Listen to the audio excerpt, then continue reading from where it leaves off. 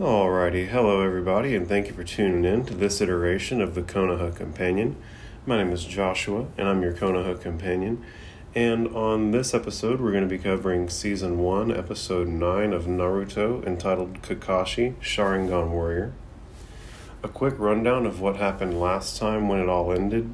Kakashi had gotten trapped in a water prison jutsu during his fight with Zabuza. You'll remember that the kids are fighting to free him at this point, and Naruto hatched a scheme to use a transformation jutsu to take the place of the second giant shuriken that traveled in the first giant shuriken's shadow that Sasuke threw during his Demon Wind Shuriken Windmill of Shadows attack.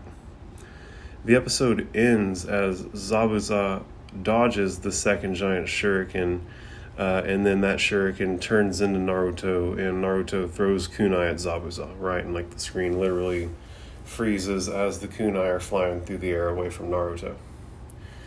This episode starts a little ways back in the fight. It seems like they tend to do this a bunch. The start point of this episode is where Zabuza's clone is standing over Sasuke and telling him that he's nothing. And he's reaching to draw his sword.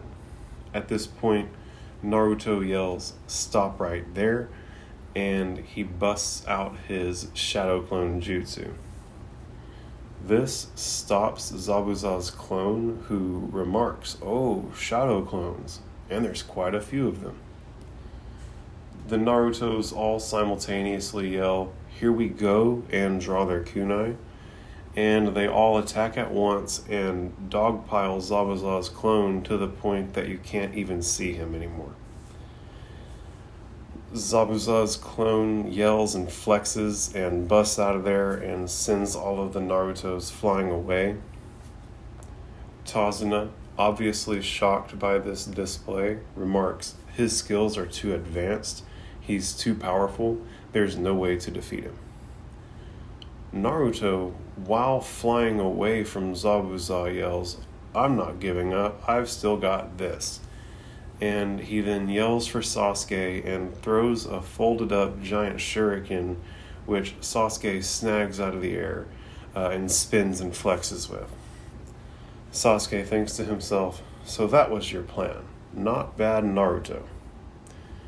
Zabuza's clone questions aloud, "Huh?" And Sasuke then unfurls the giant shuriken in dramatic fashion and yells, "Demon Wind Shuriken Windmill of Shadows." And everyone gasps with excitement, and Zabuza's clone remarks with a chuckle, "A shuriken? You'll never touch me with that." Sasuke then leaps in the air and throws the giant shuriken. The Zabuza clone doesn't even have to dodge it, and suddenly both Zabuza and his clone piece together that the attack wasn't intended for the clone. It was intended for the real Zabuza, who's holding Kakashi in the water prison out on the water. Zabuza then thinks, "So you pass the clone and aim for my real body. Smart, but not smart enough." And he catches the giant shuriken out of midair with his free hand. Very similar to how Kakashi caught the two shuriken with his fingers during the qualification exams whenever Naruto was launching his sneak attack from underwater. In this moment, something catches Zabuza's attention, and it's revealed that a second shuriken is coming right at Zabuza. And Zabuza then remarks, "A second shuriken in the shadow of the first, the Shadow Shuriken Jutsu."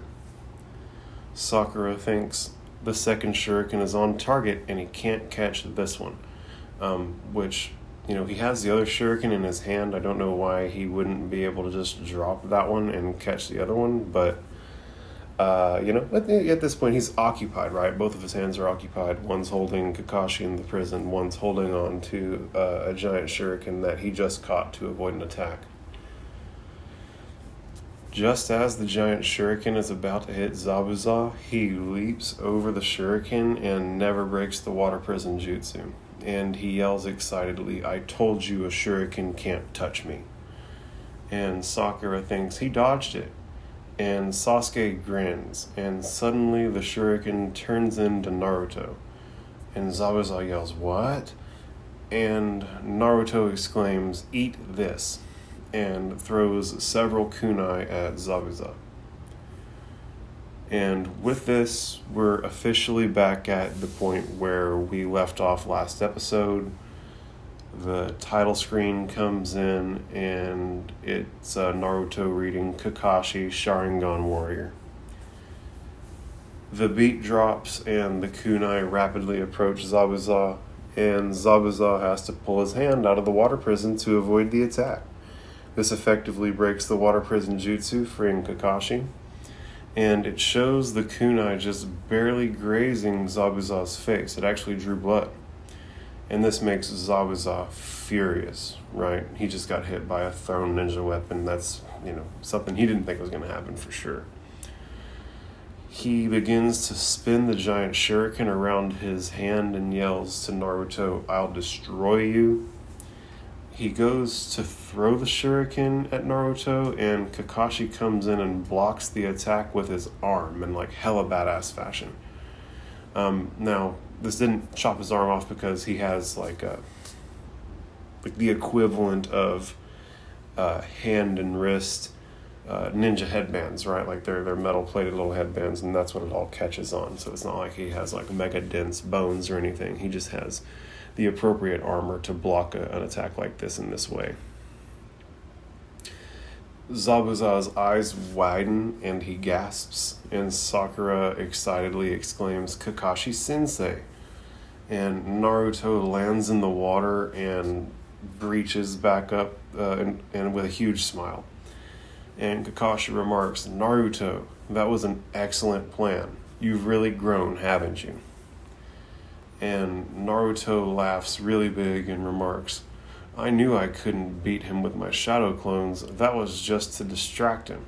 While he fought the clones, I turned into the Demon Wind Shuriken. He didn't know what to do, believe it." And once again, Naruto, loud, orange, blonde hair, in your face, finds a way to be sneaky, right?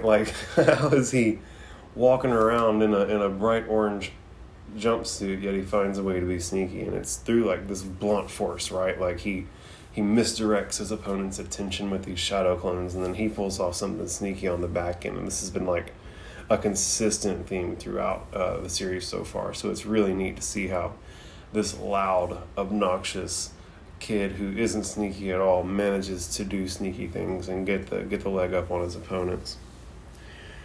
At this point, it flashes back to when Naruto and his clones were dogpiling Zabuza, and Naruto goes on to explain, "I used one of the clones to transform into the shuriken." It shows this happening on the screen, and it also shows the clone Naruto putting the real Naruto, who's transformed himself into the giant shuriken, into his backpack.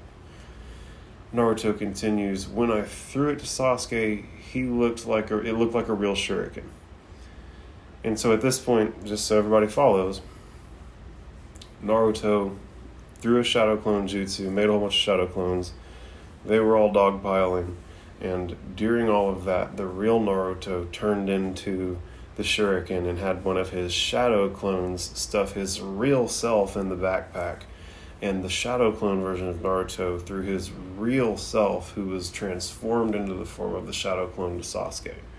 And at this point, it shows Sasuke catching the shuriken and spinning, and Naruto continues that Sasuke could tell it was me in a second, and he spun around so no one could see as he pulled out his own shuriken, right? So at this point, Naruto actually reveals that that little spin move that Sasuke did that looked so cool wasn't just him flexing, being a badass, getting ready to throw that shuriken. That was actually him playing part in the deception, right? And furthermore, he recognized that the shuriken that was in his hand initially was actually Naruto, and they were able to work all this out on the fly.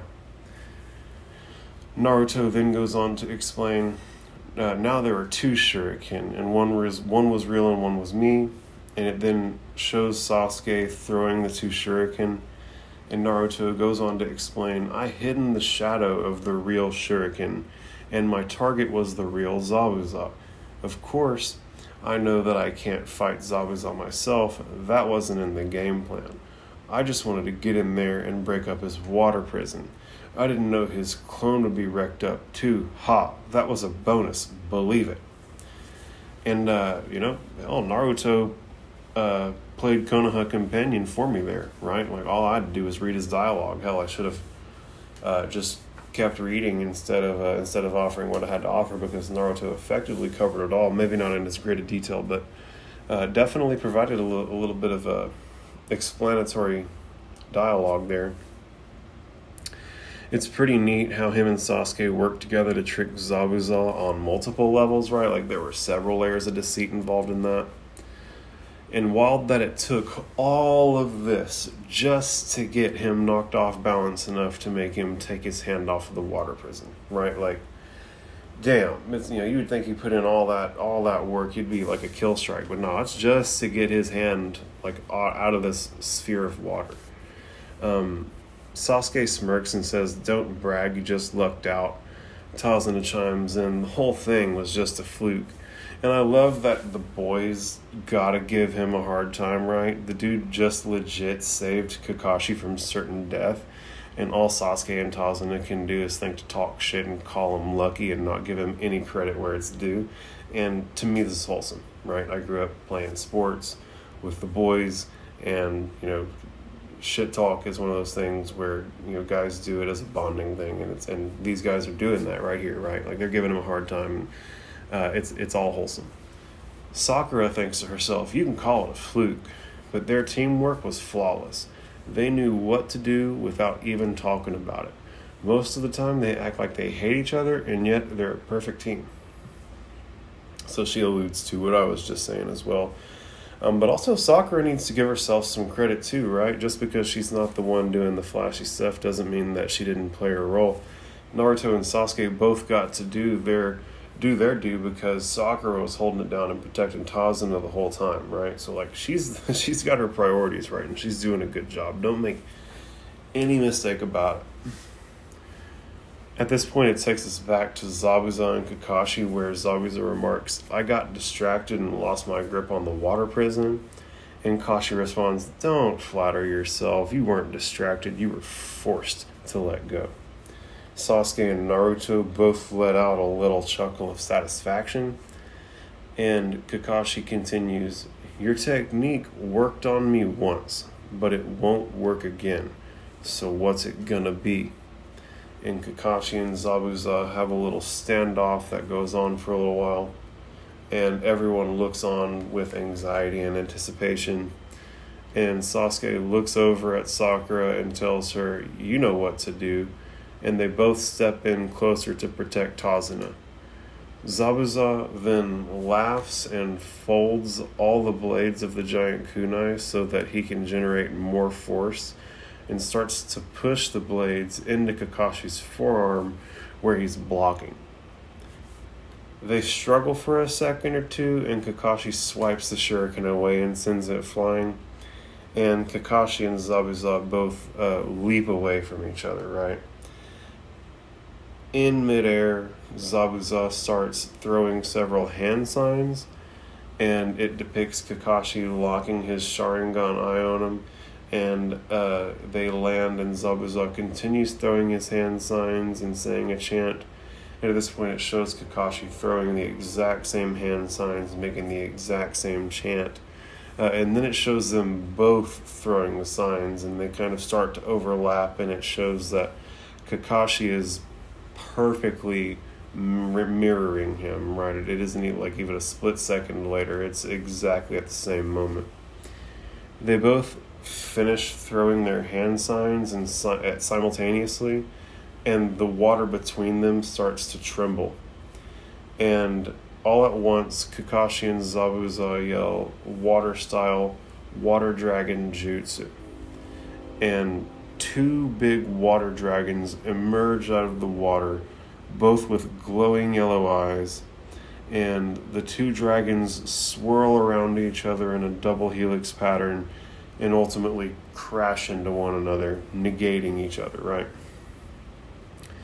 This sends the water crashing violently in every direction, sending Naruto adrift, and the water comes rushing up onto the land and comes rushing past Sakura, Sasuke, and Tazuna. It's literally up around their knees.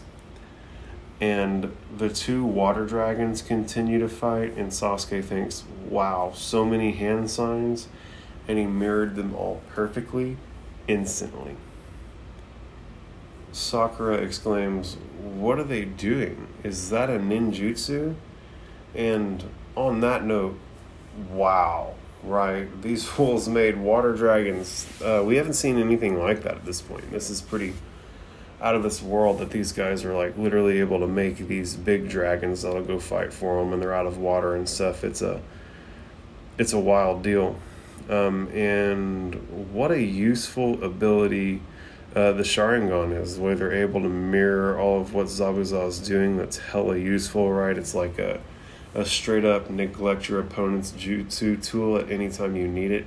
Plus, it seems he has these jutsu cataloged so that once he copies somebody, he now has it, right? So, like, Zabuza spent years mastering that water dragon jutsu, and Kakashi just pulled his headband up and was able to copy him and now has that. So, you can see how Kakashi is, like, ultra OP, right? The longer he's out there in the world, the greater his catalog of jutsu becomes.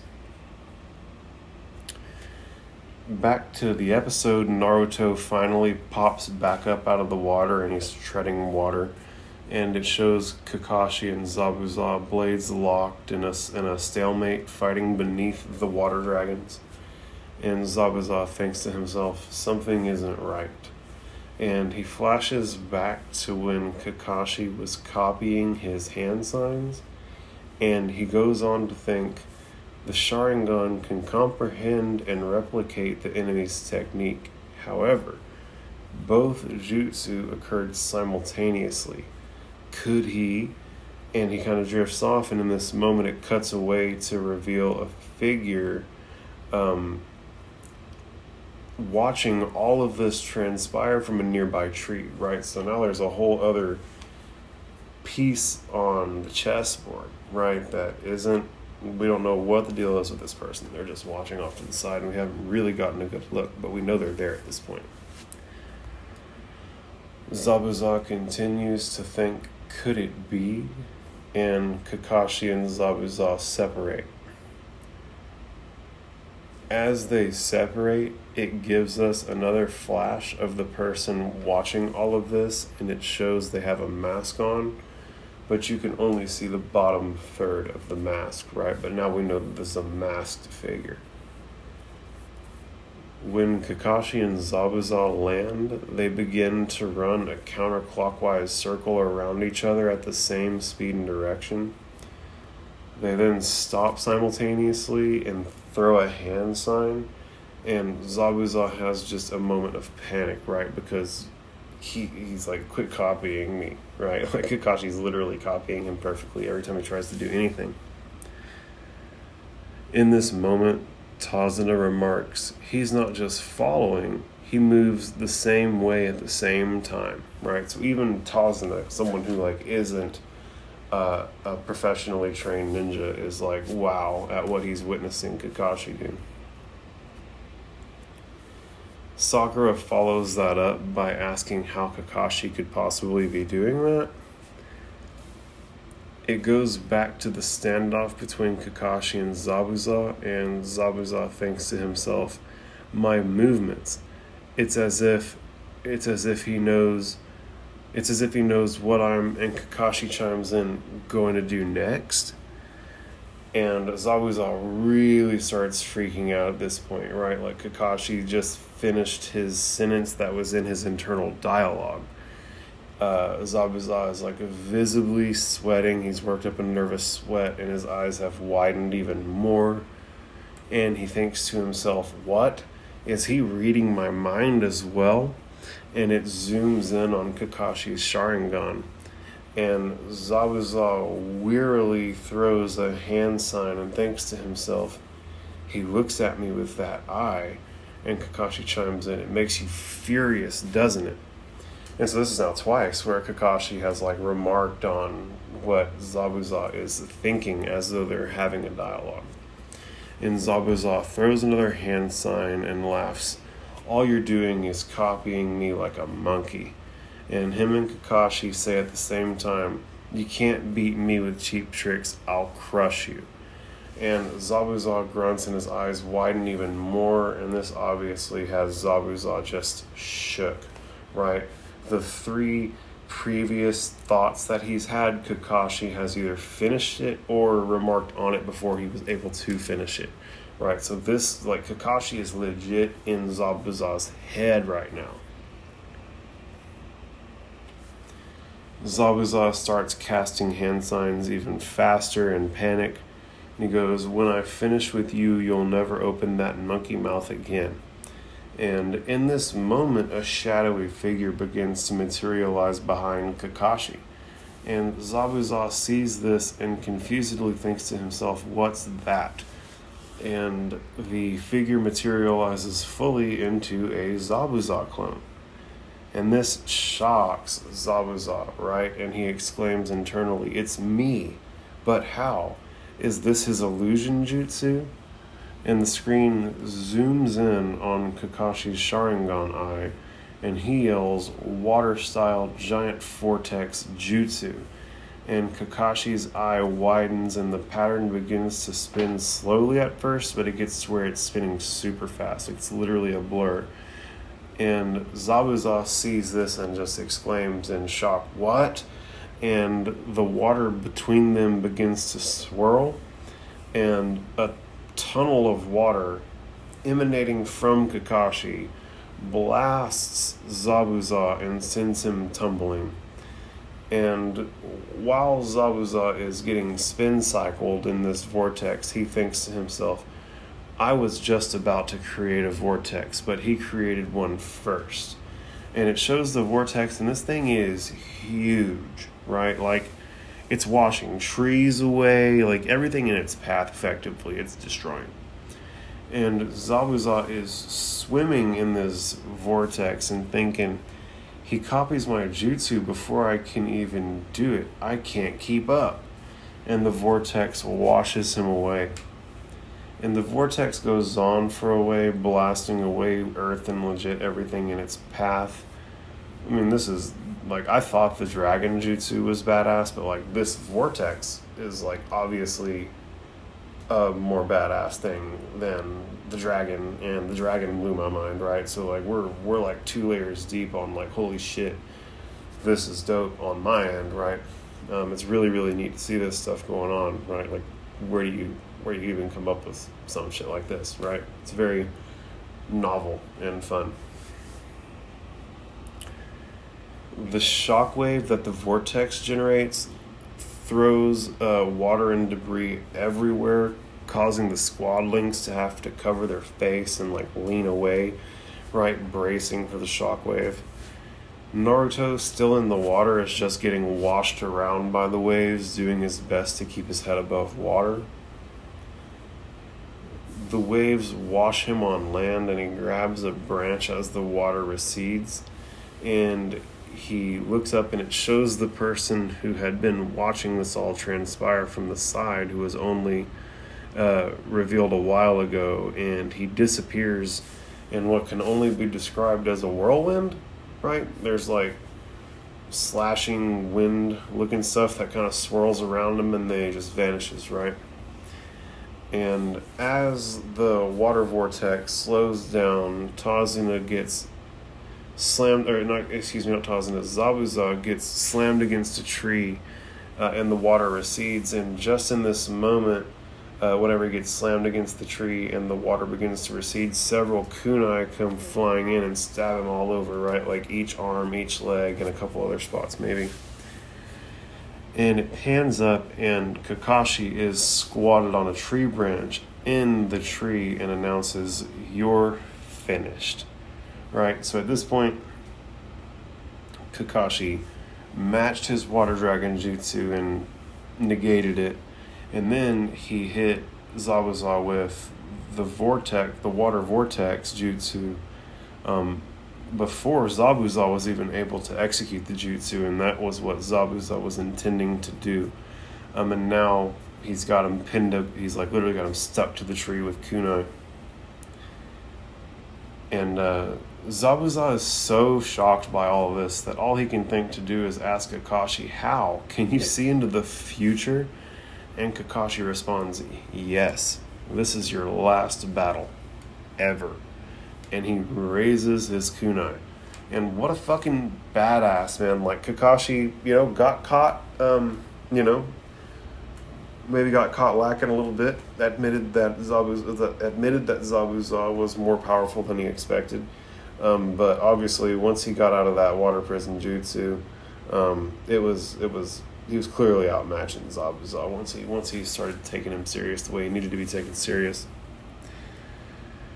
In this moment, 2 flying ninja weapons come in from the side and hit Zabuza directly in the neck. And blood goes flying, and literally everyone is shocked, including Kakashi, right? This wasn't from Kakashi, this came in from the side. And it reveals the masked observer from before, who's obviously now no longer just an observer at all. And the observer is standing on a tree branch in a nearby tree. And from this angle, right where we're looking at the person standing in the tree, Zabuza comes crashing down in front of us. And Zabuza literally lifelessly flops face first onto the ground. The masked figure chuckles and remarks, "You were right. It was his last battle." Naruto approaches the scene and looks at Zabuza, who's laying on the ground, not breathing, with his eyes still open. And it gives us our first real good look at the masked character. And it's a petite character, right? Like, it isn't very, the person isn't very big. Sounds like maybe a young boy or young girl's voice. It's got like a Ronin dress on almost. Got the mask on. The mask has like a red swirl pattern on it almost. Got really long hair, with it being it being crimped on either side, basically like ponytails with the bangs on either side, real long hair. And yeah, I mean, it's just a side character. You'll see, right? If you're watching, you're gonna see. Your eyes will do a better job than my words ever could. Kakashi then leaps down to check out Zabuza, and everybody watches curiously as Kakashi checks for his pulse, who then remarks out loud that there are no vital signs, and he glares up at the masked figure, and the masked figure bows its head respectfully and says, "Thank you, I've been tracking Zabuza for a very long time, waiting for this chance to finally take him down." And just full stop. It's so wild out here that, like, we're having a barracuda fight, and in comes in, like, a shark and snags one of the barracudas, right? Like, this fight was badass. There were dragon jutsus, there was water vortexes, there was all this craziness going on, and then this fool just snipes Zabuza out from the left, out of nowhere. It's pretty shocking how there are bigger fish in the sea, evidently. Yeah, what a way for the first fight to end, right? Like, for it to be like a 3-episode ordeal, and like the point that we take away from this is that there are way bigger fish in the sea, and that like your fight could totally be like the biggest fight in your world, and it just be like a footnote to a passing character. You know what I'm saying? So interesting how this is all kind of transpired. Kakashi remarks, "By your mask, I can see that you're a tracker ninja from the village hidden in the mist." And at this point, I guess trackers wear masks? Or maybe particular patterns on masks mean the wearer performs particular functions, right? Like a slashy swirl means you're a tracker, a slashy gouge means you're a warrior. I don't know. You know what I'm saying? I don't know. There's the same symbol on the forehead of the tracker's mask as there was on Zabuza's headband. And the tracker remarks, "Impressive. You're well informed." And Naruto leaps in, ready for a fight, and exclaims, "A tracker!" And Sakura remarks, "You don't even know what that is. You missed the lesson on it, as usual." I bet you there's a big bit of dialogue coming up that's going to tell us all about it. Sakura continues to say that tracker ninja have a special role. Try coming to class sometime. When a rogue ninja breaks away from his village, he carries all kinds of secrets with him, the secrets of his people. Trackers are specially trained to hunt down these ninja and eliminate them. That way, the secrets of their people remain secrets. The tracker remarks, "That's correct. I'm a member of the elite tracking unit from the village hidden in the mist. It was my duty to stop Zabuza." Super dope that they have units dedicated to tracking down these rogue ninja. Dude waited for just the right moment and dealt one blow, and that was that. Dude showed us all how it's done for real. Man's a sniper. Kakashi questions to himself, from his size and voice, he must be the same age as Naruto, yet he's an elite assassin? And it cuts back to the tracker, and the wind blows his hair right in like dramatic fashion. And Kakashi continues to himself, he's no ordinary kid, but what is he? And Naruto comes running up, looks at Zabuza's lifeless body and growls in anger. He then points to the tracker and yells, "What is this? Who do you think you are?" He points to the tracker and pants in panic. "Did you hear me?" he exclaims. And Kakashi chimes in, "Easy, Naruto, he's not our enemy." Naruto then turns to Kakashi and yells, "That's not the point. Did you see what he did? Just like that? Zabuza was huge and powerful, like some kind of monster.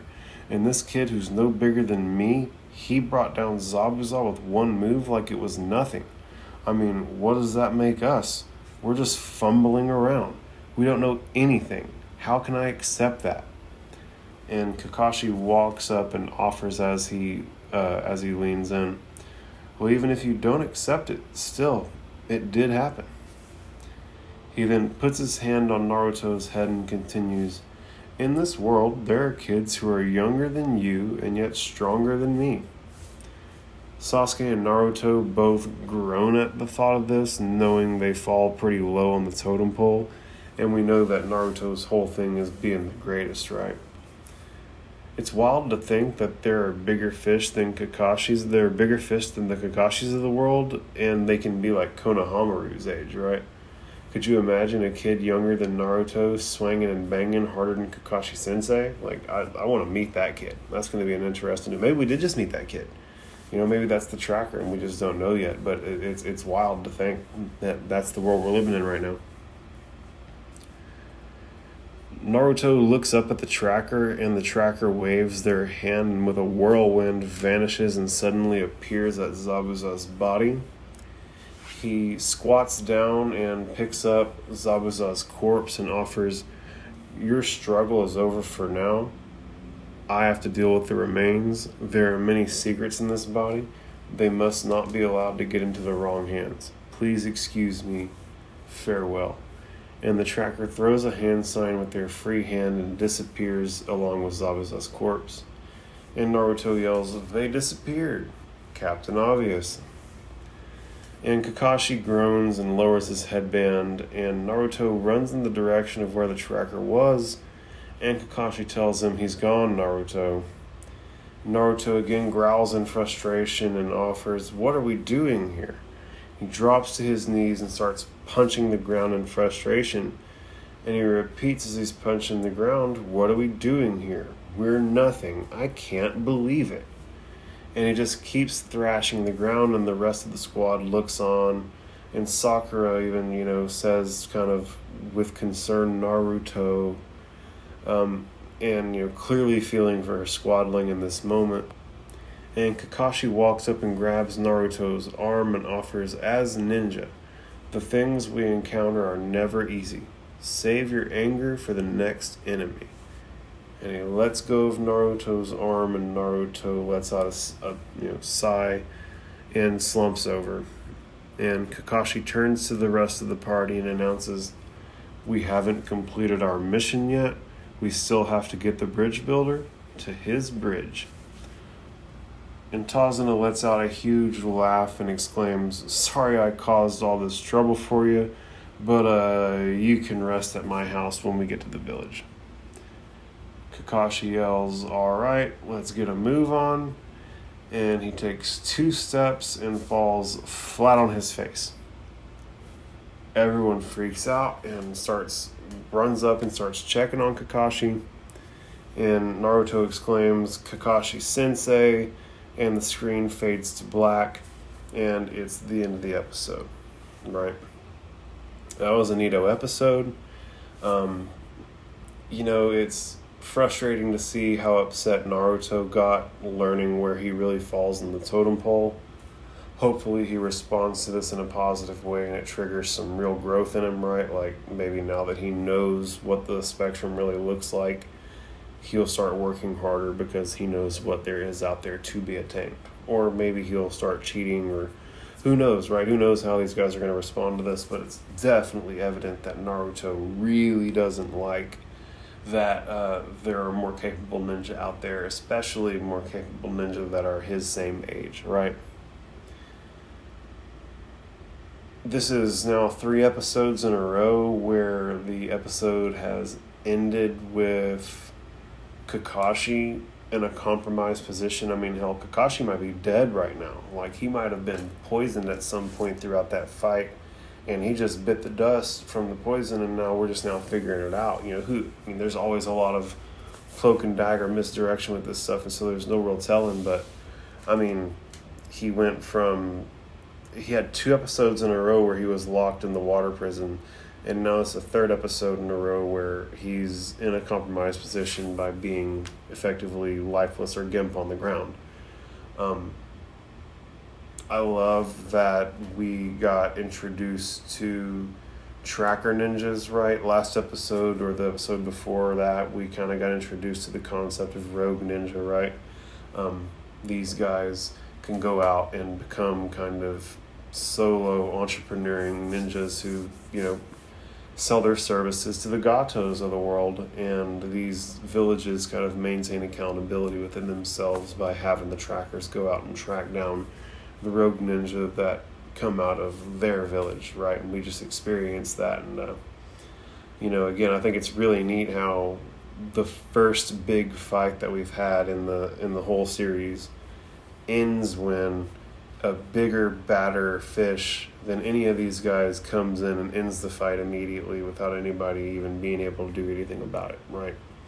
Like 2 chimpanzees fighting, and then a big silverback comes in and just slugs one of them and the other one runs off, right? Like, wow, they're bigger. There's a totem pole here, and we just got hit over the head with that fact. There was a lot that went on in this episode. With that, I kind of want to put a bow on it. Obviously, if there was anything that I missed, let me know. If there was anything important that got brought up that relates to anything that I didn't catch, right? Let's talk about it. I want to make sure that we're covering this comprehensively. I want it so that anybody who watches Naruto can follow along with this and understand the show the way they're meant to be understanding it. I know that I watched it the first time, and there was a lot of confusion without having anybody around to really explain it to me in thorough detail. And so hopefully having me around for you will help kind of provide some clarity with all this and really drive home some of the stuff that's being kind of subtly communicated in the show that I can kind of communicate out loud that'll reinforce those points. And with that, I really, really appreciate you tuning in. Please participate in the comments, like and share the memes. Let's all be friends. The point is to be friends. And thank you so much for tuning in to this iteration of the Konoha Companion. I'm Joshua. I'm your Konoha Companion. We'll catch you next time.